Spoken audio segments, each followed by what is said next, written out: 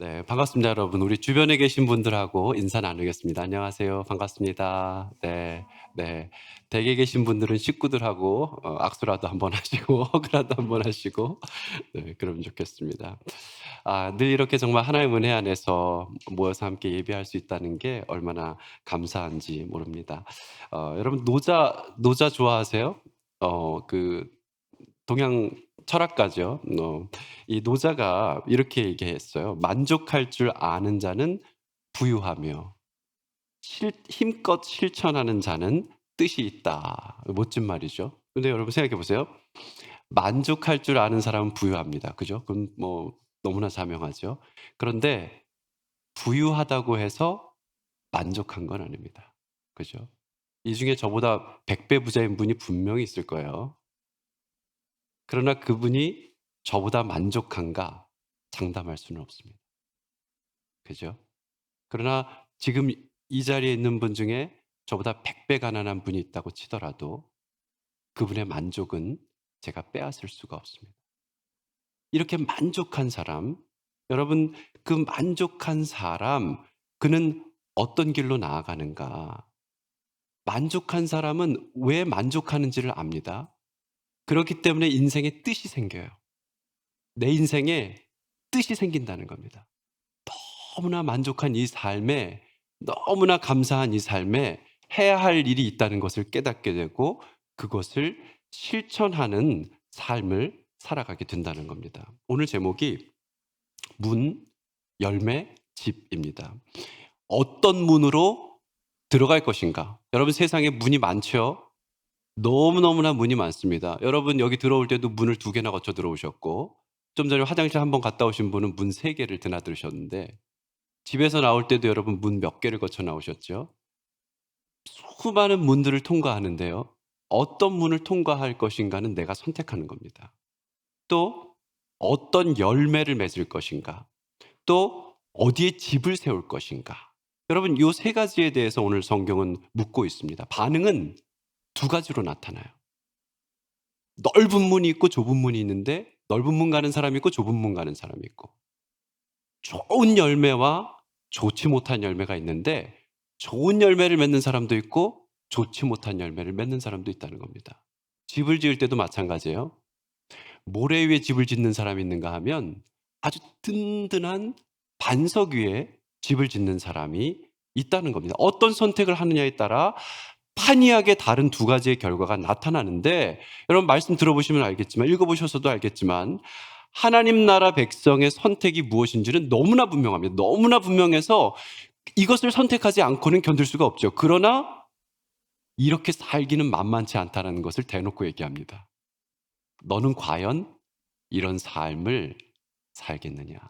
라고 성경은 우리에게 질문한다는 겁니다. 저는 제가 주님의 길교회 담임 목사인 게 얼마나 좋은지 모르겠어요. 부럽죠, 여러분? 담임 목사 2명밖에 없어서, 여러분. 저는 제가 우리 교회 담임 목사인 게 너무너무 만족스럽습니다. 임 목사님과 공동 목회하는 것도 참 행복하고, 또 성도님들도 한 분 한 분 너무너무나 좋은 분들이고, 또 무엇보다 신나는 건 뭐냐면 우리 교회를 통해서 하나님께서 주신 하나님 나라의 꿈이 있다는 게 그렇게 신날 수가 없습니다.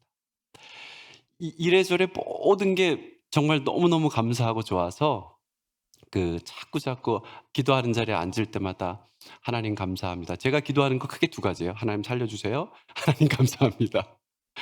하나님 살려주세요. 하나님 감사합니다. 이거를 맨날 반복하는데 너무너무 좋아서 정말 하나님 늘 찬양하게 됩니다. 여러분, 사실 개척교회 담임 목사 기도할 게 얼마나 많겠습니까? 기도할 때마다 감사가 터져 나오고, 또 하나님 이거 도와주세요. 이거 살려주세요. 이런 거 많이 하죠.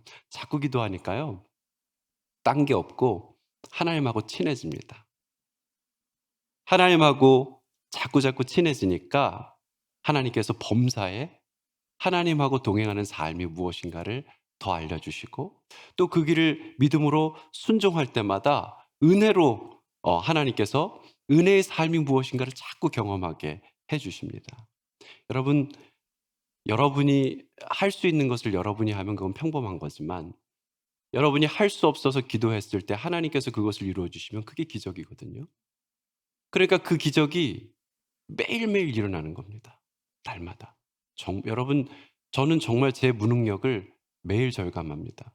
제 마음조차 제가 어떻게 할 수 없어 가지고 어떻게 해야 하나 어떻게 해야 하나 맨날 그러거든요. 그런데 기도할 때마다 하나님께서 길을 보여 주시고 제가 감당하기에는 너무나 버거운 말씀을 하실 때가 많아요. 그렇지만 그것을 또 결행할 수 있는 힘도 주신다는 거예요. 여러분 "감사합니다."라고 말하는 사람의 자족은 누가 빼앗을 수가 없는 겁니다. 주님으로 만족하는 사람이 된다는 거. 여러분 이게 모든 그리스도인들이 추구하는 거 아닙니까? 주님으로 만족하는 사람이 되는 거. 여러분 그런 사람이 되면 그는 정말로 강한 사람이 됩니다. 여러분 이런 사람을 성경은 의인이라고 말하고 완성된 인간 유형이라고 아마 세상 사람들은 말할 수 있을 것 같아요. 여러분 한 서기관이 나와 가지고 예수님께 묻습니다. 말하기를요. "선생님이요. 어디로 가시든지 저는 따르리이다." 예수님 말씀을 들어보니까 야 이분이야말로 따를 분이고 이분이야말로 진리의 생명을 가지신 분이구나. 그래서 "선생님 어디로 가시든지 저는 따르겠습니다." 그렇게 고백을 했어요. 저 같으면 "어서 오세요." 그리고 이제 환영할 텐데 예수님 뭐라 그런지 아세요? "여우도 굴이 있고 공중에 새도 거처가 있을 때 인자는 머리 둘 곳이 없다." 따라오라는 거예요, 말라는 거예요? 여러분 이거 따라오라는 겁니까, 말라는 겁니까? "선생님 선생님 어디로 가시든지 저 따라가겠습니다. 여우도 굴이 있고 공중에 새도 거처가 있는데 나는 없어. 그래도 따를래?" 이렇게 물으시는 거예요. 주님을 따라가면요. 거주지가 일정하지 않아요. 제가 저희 큰아이는 초등학교를 4번 다녔어요.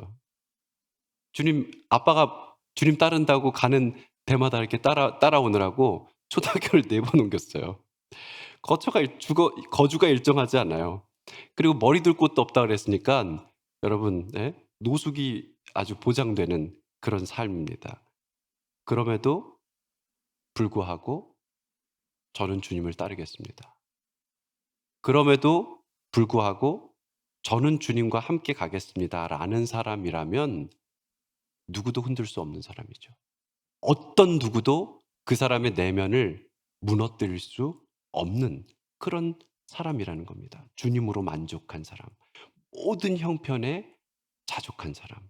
여러분, 하나님으로 자족한 사람들이 어떤 사람들인지를 지금 우리가 제가 쭉 설교하면서 산상수훈의 지금 막바지에 와 있거든요. 그러니까 5장부터 시작된 산상수훈이 오늘 이제 끝나요. 그런데 그 만족한 사람이 어떤 사람인지 이 산상수훈 내내 예수님께서 계속 말씀하셨어요. 심령이 가난한 자, 애통하는 자, 의에 줄이고 목마른 자, 긍휼히 여기는 자, 마음이 청결한 자, 화평하는 자, 화평케 하는 자, 의를 위하여 박해받은 자.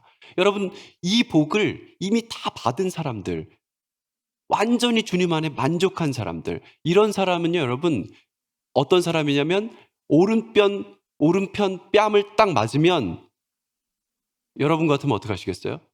삽들고 와야죠. 아유 제가 여러분을 너무 과소평가했나요? 여러분 다 반대편 뺨을 대실 분들인데 제가 제 생각만 하고 저는 누가 제 오른편 뺨을 치면 삽들고 올 것 같거든요. 예? 그런데 반대편 뺨을 돌려대는 사람이라는 거예요. 고발해 가지고 속옷을 가지려고 하는 사람에게 겉옷을 내주는 사람이라는 겁니다. 그는 하나님만 바라며 은밀하게 구제하고 진실하게 기도하고 참되게 금식하는 사람. 먼저 그 나라와 의를 구하는 사람, 남에게 대접받고자 하는 대로 남을 대접하는 사람이라는 거예요. 이게 웬만해 가지고는 그렇게 할 수가 없을 것 같은 사람인데 그런 삶을 살아가는 사람, 자족한 사람은 그렇게 한다는 거예요. 그러니까 요즘 이런 사람이야말로 진짜 하나님께서 이 시대에 찾으시는 사람일 텐데 요즘 사람들을 보면 다들 어떤 것 같냐면 제가 볼 때는 인생을 고민하느라고 어떻게 살까를 고민하느라고 자기 삶에 선택을 하지 못하고 살아나가지를 못하는 그런 사람들이 많아 보이거든요. 저는 이런 분들이 우리 교회에 오면 싹 다 이 선택을 대신 해주고 싶거든요. 제가 대신 짜장면 먹을지 짬뽕 먹을지 모르면 제가 그냥 짜장면 먹어라고 말해주고 싶거든요. 여러분, 이런 분들, 자기 인생을 어떻게 살지를 알지 못하는 분들은 말씀이 필요합니다. 말씀을 들으면 갈 길이 선명해요, 여러분. 그렇게 고민하느라고 보낼 시간이 없습니다. 말씀을 듣고 나면 해야 할 일이 사방천지에 널려 있다는 것을 알게 되고 내가 뭘 해야 되는지도 분명히 보이게 됩니다. 여러분, 오늘 말씀 시작이 어떻습니까? 좁은 문으로 들어가라. 진짜로? 아니, 저기 좋고 크고 넓고 화려한 문이 있는데 왜 좁은 문으로? 좁은 문으로 들어가라. 멸망으로 인도하는 문은 크고 그 길이 넓어 그리로 들어가는 자가 많고 생명으로 인도하는 문은 좁고 길이 협착하여 찾는 자가 적음이라. 이렇게 말씀합니다. 너무 무섭도록 당당한 말씀 아닙니까? 여러분, 사람들을 좀 이렇게 설득해가지고 데리고 가려면은 사탕발림도 이렇게 많이 해가지고 달달하게 해가지고 데리고 가야 될 텐데 주님은 너무나도 그런 쪽으로 신경을 안 쓰시는 것 같아요. 사람들한테 당당하게 말씀하십니다. 좁은 문으로 들어가라. 문도 좁고 길도 좁아서 사람들이 싫어하는 길로 가라 라고 당당하게 요청을 하시는 거예요. 어디서 이런 당당함이 나오는 겁니까, 여러분? 네? 여러분, 이 말씀이 진리이기 때문입니다. 진리이기 때문에 이렇게 무서운 말씀을 이토록 당당하게 하고 계신다는 겁니다. 어떻게 살지 모르는 분들은 주님을 만나고 말씀을 들어야 합니다. 그러면 주님께서 말씀하시는 그 말씀이 내 삶의 지표가 되고 그렇게 된 뒤에는 더 이상 갈등하지 않고 달리는 인생을 살아갈 수 있다는 거지요. 여러분, 하나님 나라 백성의 길은요, 명백하게 좁습니다. 그러나 그 길을 가는 것이요, 그렇게 고단하지만은 않은 게요. 왜냐하면 길이 좁다고 해서 아름답지 않은 게 아닙니다. 제 고향에는 소요산이라는 아름다운 명산이 있어요. 꼭 스님들이 다 명산을 차지해가지고 원효대사가 찾았다는 자제암이란 절도 있고 너무너무 아름다워요, 산 자체가. 그런데 그 정상으로 가려면은요, 칼바위라는 걸 지나야 돼요. 근데 그 칼바위라는 게 여러분, 와, 거의 한 사람이 이렇게 겨우 이렇게 좀 힘겹게 지나고 자칫 잘못하면 떨어질 수도 있어요. 그런데 그 칼바위에는 여러분, 바위 위에 소나무가 뿌리를 내렸습니다. 진짜 선자리를 탓하지 않고 이 소나무가 뿌리를 내려서 이렇게 멋지게 자랐는데요. 볼만합니다. 얼마나 멋있게 느껴지는지 몰라요. 길이 좁다고 해서요, 아름답지 않은 게 아닙니다. 길이 험하다고 해서요, 함께하는 사람들이 없는 게 아닙니다. 이미 주신 하늘의 복과 은혜가 넘쳐납니다. 여러분, 정상으로 가는 길이 그 길이라면 그 길로 가야죠. 아무리 넓고 좋아 보이는 길이 이 세상에 넘쳐난다고 해서 그 길을 가야 하겠습니까? 어렵기 때문에 소수만 오지만 그 소수와 함께 나누는 그 은혜의 삶은 세상의 어떤 것과도 비교할 수가 없는 겁니다. 여러분, 그래서 한결같이 우리 믿음의 선진들은 다 그런 길을 걸어간 거예요. 여러분, 아브라함과 롯의 이야기 너무나 잘 아시지 않습니까? 아브라함과 롯이 하나님의 복으로 소유가 너무너무나 풍부해진 거예요. 그러다 보니까 이 목자들이 아브라함의 목자들하고 롯의 목자들하고 다툼이 생겨버렸어요. 힘들겠죠. 여러분, 직원들이 자꾸 싸우는 회사가 잘 되겠습니까? 안 되겠다 싶은 거예요, 아브라함이. 그래가지고 아브라함이 롯을 불러갖고 이야기합니다. 야, 우리 한 친족이다. 너나 나나 너 내 목자나 네 목자나 서로 다퉈서야 되겠냐. 그러면서 네 앞에 이렇게 온 땅이 다 있다. 그러니까 나를 떠나서 이제는 우리 각자 한번 살 길을 모색해보자. 만약에 네가 오른쪽으로 간다 그러면 나는 왼쪽으로 가겠고, 네가 만약에 왼쪽으로 간다 그러면 나는 오른쪽으로 가겠다. 이러면서 롯에게 전적인 선택권을 줍니다. 통이 크죠, 여러분. 여러분도 통 큰 사람들에게 축복합니다. 아브라함은 일단 통이 컸어요. 그래서 막 쪼잔하게 자기가 먼저 이익을 챙기려고 막 그런 인간 치고 잘 되는 인간 없습니다. 여러분 좀 넓게 손을 펴도요. 하나님께서 다 책임져 주십니다. 아브라함이 롯한테 선택하라 그랬어요. 그랬더니만 롯은요. 제안을 받고서 소알까지 온 땅에 이제 물이 넉넉해 보이는 좋은 땅을 딱 선택한 거예요. 소돔과 고모라 그 멸망 이전이니까요. 여호와의 동산 같고 애굽 땅 같아 보였다 그래요. 그러니까 롯이 넙죽 그 땅을 먼저 선택했겠죠. 좋은 땅을. 어떻게 됐나요, 여러분? 결과적으로 아브라함은 가나안 땅에 머무르게 되었고 롯은 요단 평야 근처로 이전하면서 하나님께서 약속한 땅을 벗어납니다.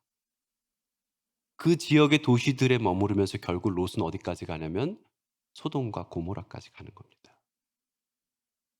여러분 사람을 의지했던 사람들은요. 언제든지 그 사람이 없으면 방향을 잃어버립니다. 돈을 의지했던 사람은요. 돈 없으면 자기가 죽어야 되는 줄 압니다. 삶의 터전을 고르면서 겉보기에 풍요롭고 넉넉해 보이는 것만을 기준으로 삼는 거 여러분 어리석은 겁니다. 그래서 제가 여러분이 좋아요. 이 조그만 교회에 오신 분들, 앞으로 고생길이 훤한 이 조그만 교회에 오신 여러분들, 여러분 이 길은 좁고 협착합니다. 그러나 이 길이 진리의 길이라면 걸어야죠. 이 길이 주님께서 기뻐하시는 길이라면 이 길을 걸어야죠, 여러분. 여러분 그런 결단이 우리에게 필요한 것입니다. 여러분 우리의 불안을 잠재우기 위해서 보이는 것을 자꾸 선택하려고 그래요. 네? 눈에 보기에 좋은 것들. 여러분 하나님 눈에 안 보이니까 황금송아지를 만드는 거예요, 자꾸. 황금송아지를 만들어가지고 이 황금송아지가 우리를 애굽에서 인도해낸 하나님이다. 이렇게 말하는 거예요. 그러면 마음은 뭐가 눈에 번쩍번쩍하는 게 눈에 보이니까 그래도 안심이 되는 거예요, 사람이. 근데 여러분 이것처럼 어리석은 일이 없는 겁니다. 만약에 그 황금송아지가 없어지면 어떡할 건데요? 황금송아지가 사라질 땐 여러분 어쩌겠냐는 거예요. 여러분 무너지지 않는 걸 붙잡고 깨지지 않는 걸 선택할 줄 알아야 합니다. 영원하신 분, 변함없는 분, 하나님 한 분만을 붙잡고 나아가야지요. 여러분 넓게 열려서 많은 사람이 쉽게 가는 길이 아니라 좁디 좁은 길로 걸어가면서 균형을 잡고 살아가는 그런 사람이 되기를 하나님은 너무나 바라신다는 겁니다. 이제 이 말씀에 이어지는 게 이제 이 문과 길에 이어서 거짓 선지자들에 대한 얘기를 하면서 열매를 얘기하세요. 열매. 여러분, 열매. 여러분 이 거짓 선지자들이 어떤 사람들이냐? 양의 옷을 입고 나오지만 속은 노략질하는 일이라고 합니다. 야, 여러분 이게 아마 세상을 지칭하는 어떤 그런 대표적인 상징이 아닐까 하는 생각을 하거든요. 겉으로는 위장을 하고 있지만 결국은 생명을 해하고 자신들의 배를 채우는 존재들 일이잖아요, 일이. 그들은 속이고 있기 때문에 잘 분별하기는 어려워요. 그런데 여러분 그들을 분별할 수 있는 방법이 있답니다. 그게 뭔가 하면 그들의 열매를 보면 된답니다. 이게 뭐냐면 그들이 하나님께서 원하시는 열매를, 좋은 열매를 맺고 있느냐를 보면 된다는 거예요. 여러분 그 좋은 열매가 뭔가 잠언 11장 30절 이렇게 얘기합니다. 의인의 열매는 생명나무라. 지혜로운 자는 사람을 얻느니라. 이렇게 말씀합니다. 참된 하나님의 사람들은 생명나무의 열매를 맺는다는 거예요. 다시 말하면 사람을 살리고 그 사람이 다시 생명나무가 되게 하는 아름답고 복된 삶을 살아간다는 거예요. 그러니까 여러분 이런 열매를 그들이 맺고 있는가 아닌가를 보면 그가 진실로 하나님께서 붙잡아 주시는 진정한 선지자인지 아닌지 그것을 알게 된다는 것입니다. 여러분 사람 열매 맺는 게 여러분 쉽습니까? 저라는 한 인간이 준비되기 위해서 지금 40년 넘는 세월이 갔어요. 그런데 저는 아직도 부족하고 연약할 뿐이에요. 그러니까 여러분 하나의 생명나무를 제대로 결실한다는 거는요, 우리의 삶에 온 인내를 퍼부어야만 가능하다는 거거든요. 그러니까 웬만한 일이 아니고 만만한 일이 아니라는 겁니다. 사랑과 인내로 헌신하는 삶. 여러분, 이 힘든 일을 한다는 것 실로 어려운 일이죠. 우리 혼자 힘으로는 절대 불가능합니다.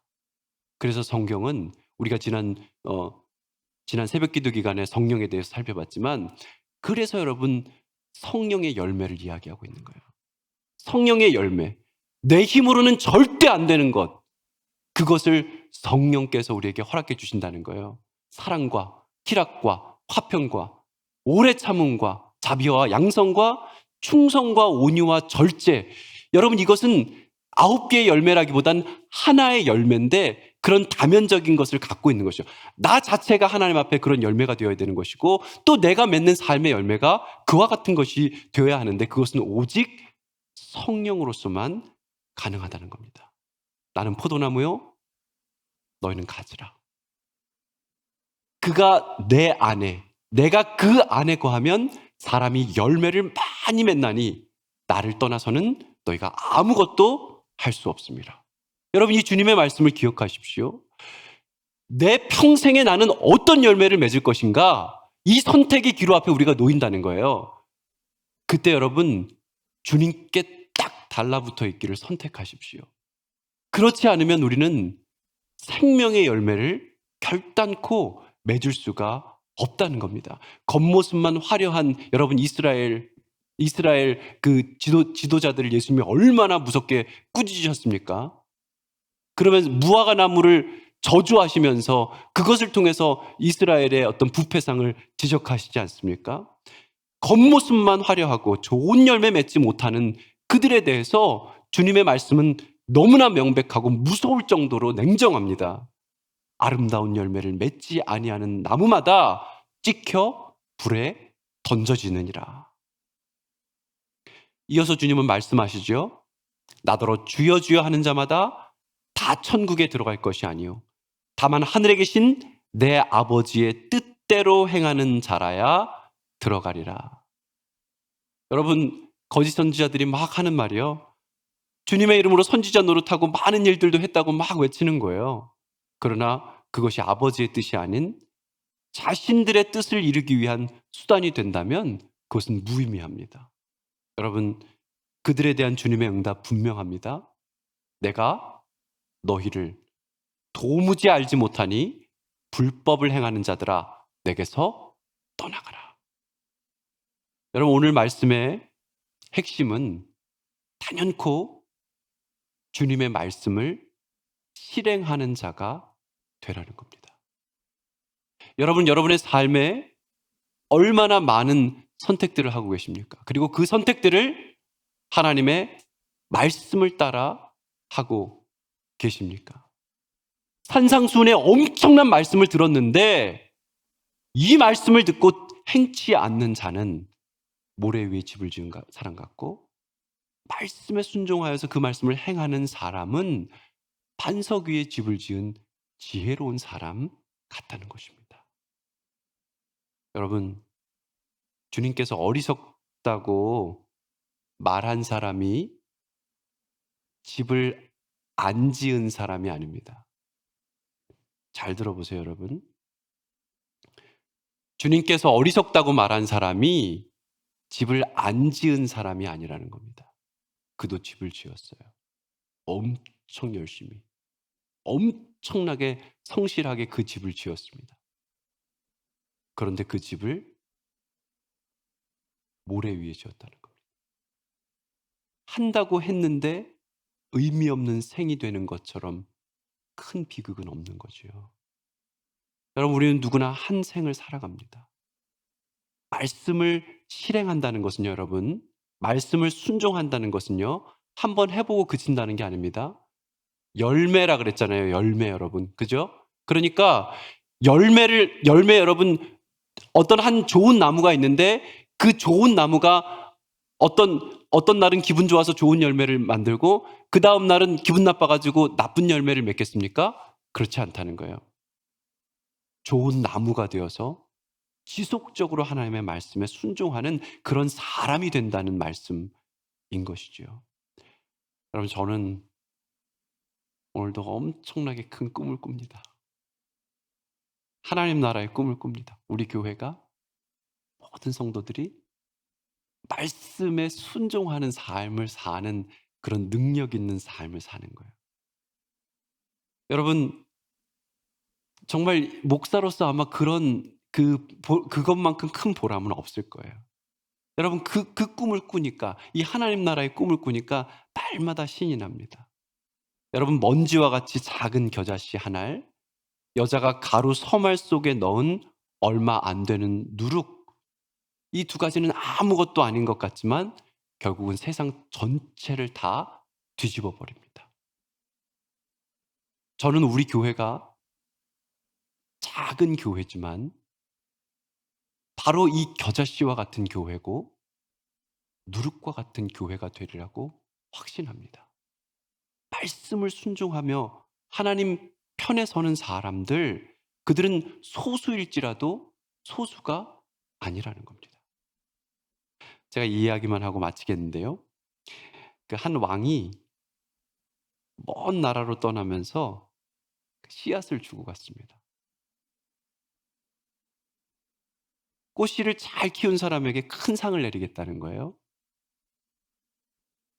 사람들은 열심히 비료도 주고 정말 정성을 다했습니다. 그래서 막 마을 전체에 막 꽃들이 막 피어나요. 그런데 신기하고 놀랍게도 한 사람만 꽃을 못 피우는 거예요. 이 한 젊은이만. 애가 타고 속상하고 어쩔 수가 없는데 끝까지 최선을 다하긴 다했어요.